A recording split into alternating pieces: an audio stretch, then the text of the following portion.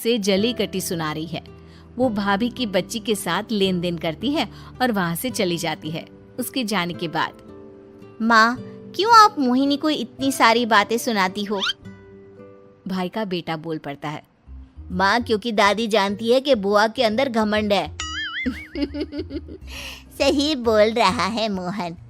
बहू भले तुझे ना दिखता हो, लेकिन मुझे और मोहन को दिखता है कि वो कितनी घमंडी है। मोहिनी मायके आती है जहाँ गरीबी के कारण चीजें कम होती हैं। इस मोहन के बच्चे को काम पर लगा दो ना, किसी दुकान या किसी होटल में।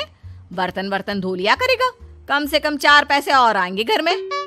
देख मोहिनी, माना तेरे पास पैसा है, लेकिन तेरे भाई के दिन इतने भी बुरे नहीं चल रहे कि वो अपने बच्चे की पढ़ाई रुकवा कर उससे बर्तन धुलवाए।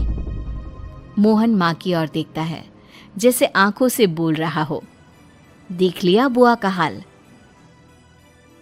हाँ मोहिनी, बात तो सही है, लेकिन अभी मोहन को पढ़ना है। आखिर तुम भी तो अपने दोनों बेटों को पढ़ा रही हो ना। मेरे बेटों से कैसे कंपेयर कर सकती हैं आप? अरे वो तो कलेक्टर बनेंगे। हाँ, कल को वो मोहन को नौकरी में रख लेंगे, क्यों? मोहिनी कुछ दिन और रहकर चली जाती है। धीरे धीरे दिन बीतता है। मोहन बड़ा होता है और कड़ी मेहनत से सफल भी हो जाता है। मोहिनी, माँ के जाने के बाद तो तुमने भाई भाभी के घर जाना छोड़ ही दिया, क्यों? वो क्या है ना, उन लोगों का घर छोटा है, मेरे बच्चे जाना ही नहीं चाहते। पर तुझे क्यों अचानक मायके की बात याद आ गई? यार, मेरा तो मायका है, भाई भाभी है, मेरा तो आना जाना लगा ही रहता है। हाँ, क्योंकि तुझे आदत है ना ऐसे छोटे से घर में और कम पैसे में रहने की। वैसे क्या खबर है आजकल मायके की अपने? अब वो घर छोटा और कम पैसे का नहीं रहा, क्योंकि मोहन तो बहुत बड़ा आदमी बन गया है। फिर क्या? मोहिनी भाभी को फोन करती है। मोहन किसी बड़ी कंपनी का मैनेजर हो गया है क्या भाभी? क्या ये सच है? हाँ मोहिनी दीदी, अब तो हम लोगों के गरीबी के दिन कट गए। आपके भाई ने कोई अच्छे कर्म किए होंगे, जो हम लोगों का बेटा इतना अच्छा कमा रहा है।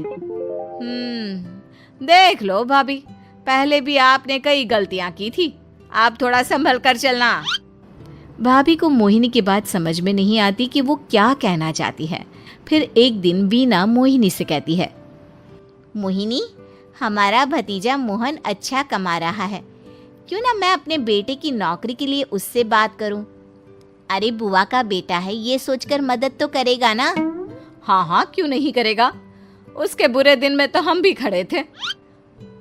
मोहन को वीना फोन करती है और अपने बेटे की मदद करने की बात करती है।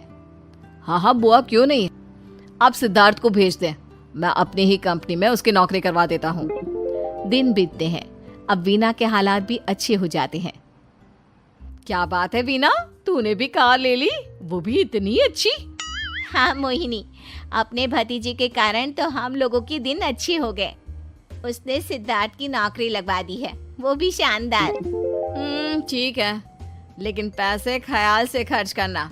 वो क्या है ना, पैसे आने आसान है लेकिन संभालने मुश्किल। मोहिनी घर पर अपने पति से बात करती है।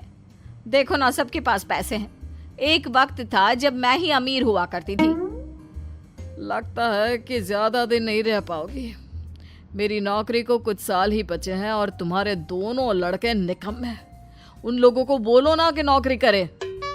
तभी वहां मोहिनी के बेटे भी आ जाते हैं। अरे हमें क्या मोहन समझा है जो दिन रात गधे की तरह काम करते रहे? खैर, दिन फिरते हैं और मोहिनी के पति की नौकरी भी खत्म हो जाती है। मोहिनी क्या करे, थोड़े से पैसे में गुजारा नहीं हो रहा है। तो क्या करे, मेरी समझ में कुछ नहीं आ रहा। मोहन को बोलो ना कि वो इन दोनों के लिए नौकरी देखे, जैसे सिद्धार्थ के लिए नौकरी देखी है।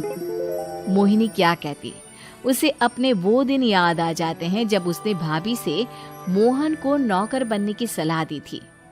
क्या हो गया, क्या सोच रही हो मोहिनी?